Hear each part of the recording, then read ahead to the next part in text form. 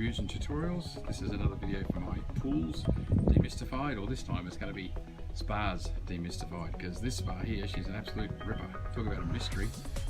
Customers bought this shell second hand. You can see she's quite old style, and then had someone come and put it in. So either he's put it in himself or had someone non-swimming pool come and put it in, because she's a fair dinkum mystery down here. There's good wood framing around it, nice and solid. We've got an old cartridge filter here, an old Hongo. And here, something very, very interesting. This is a wood-fired heater. The stainless steel jacket, so they've been running spa water through that in order to heat it. See, you stoke the fire in there, and there's a stainless steel jacket inside that the water passes through and she heats. So that's one way, but that's not cutting it, because it's very hard to actually control the temperature and all the rest of it with that. So they've got a 6 kilowatt Davey heater going in here. So I'll be installing that into here. And also we're replacing the pump. We're putting in a Hayward 1.5 horsepower power flow 2 pump. And all that has to fit in under here. And on a job like this, the first thing you have to do is work out where the flow and return and all that sort of stuff is. We've got a spa bath pump.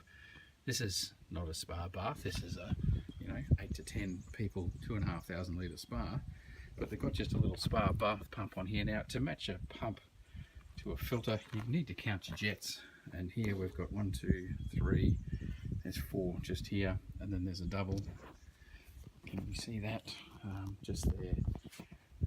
5 and 6, 1/4 horsepower per jet, so 6 means a 1.5 horsepower pump is the right to put 1/4 horsepower through each jet.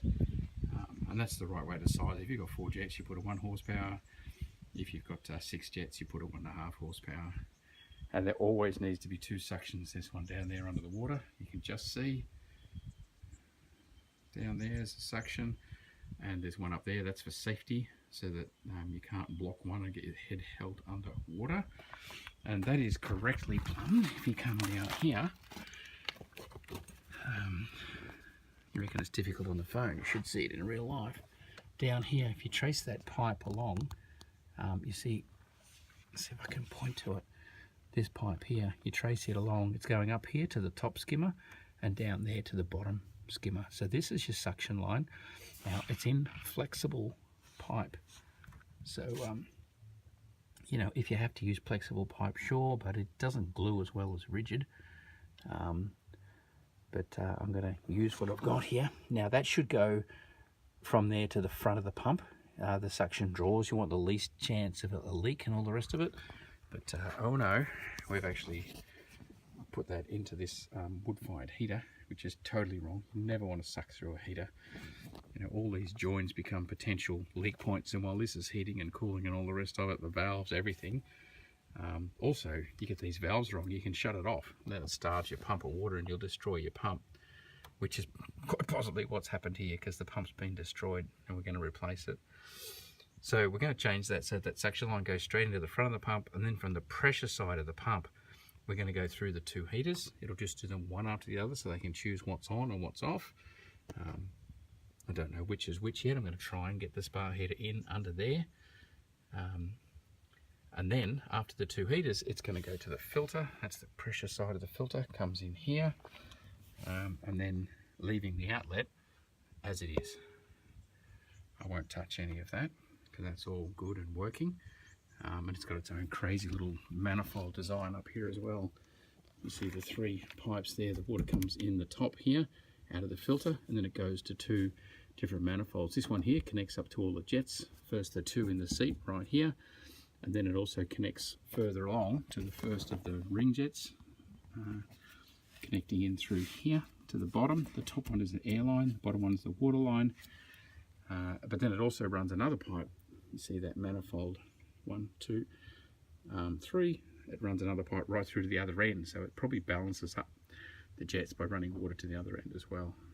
So instead of getting the first one powerful, the fourth one weak, that'll give you a good balance. You can either plumb your return into the middle, have 3 each side, or you can do what they've done and plumb to both sides to keep it balanced so you get a good power flow. So that's the situation, and that took me a lot of time of just staring and working out where the heck the pipes were going, because you've got multiple manifolds and bits all over the place. But that's what we've got, so we'll get to work and we'll start chopping bits out. We'll get that pump out to start with, see if we can't get the new pump in underneath there. The customers asked for things to be in out of the way under cover, but this new pump has a lint pot, so we're also going to need to have, you know, a user serviceable item as well. So we'll see how we go. There is a concrete slab under there, so again I'll try and get it onto the concrete slab and make the most of it, and then bringing that suction line in to the pump. So it's going to come from the suction lines to the pump, and then from the pump it's going to go to the 2 heaters. That's what the Davey heater, just read through the instructions over there, is asking. And the reason for that, if you put your heater after the filter, you see the heater turns off and on with a pressure switch. When the pump's on and there's pressure, it turns the heater on, and when there's no pressure it won't turn the heater on. So if you're on the other side of the cartridge filter and the filter gets blocked, which it's going to do, then your heater won't turn on because it's not getting enough pressure. So to get best action, they actually want the pump and then the heater and then the filter and then back to the jets.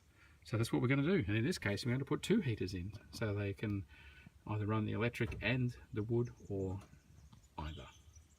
Wanted to check on the suction lines before I plumbed it all in, got it all set up. See, there's down there, right there you can see the bottom suction, and the top suction here is a skimmer suction, and out here we've got panels have been cut and screwed up. Looks beautiful, but it makes it hard to get in.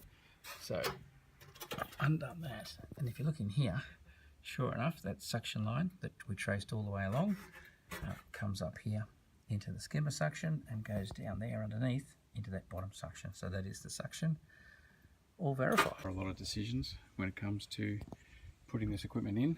I'm going to put the pump there. That suction line is coming in down there, so I'm going to run that along here, and then 1 elbow coming up on the angle to here, and then 1 elbow in, and then the return is going to go to the 2 heaters.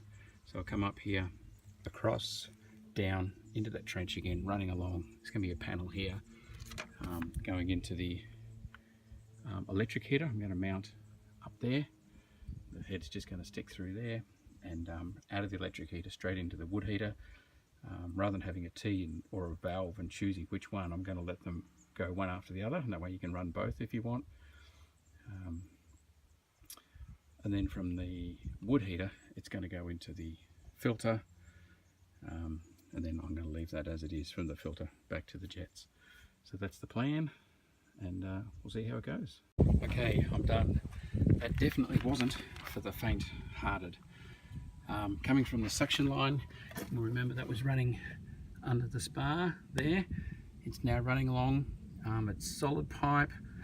It is a solid pipe to here, then a joiner with flexible pipe, then a joiner. That's all existing, and then my elbow comes on here, and it runs across the top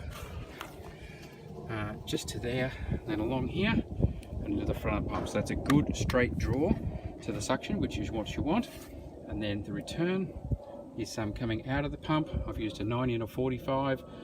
Whenever you can, use 45s. Like I could have used a 90, and then a 90 down, and then a 90 across, but it's much better.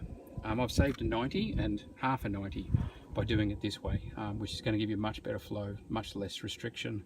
So up and out of the pump, and it's now flowing straight into the bottom of that Davey heater. It's been installed in there. So it comes into the bottom, it comes out of the back of the heater, straight down. With the heater, it's important that fittings don't run up, because when they switch off, the heat will go up and probably melt the pipes. It needs to stay contained within the heater. And I've used class 12 pipe right there, so that vertical running down and the pipe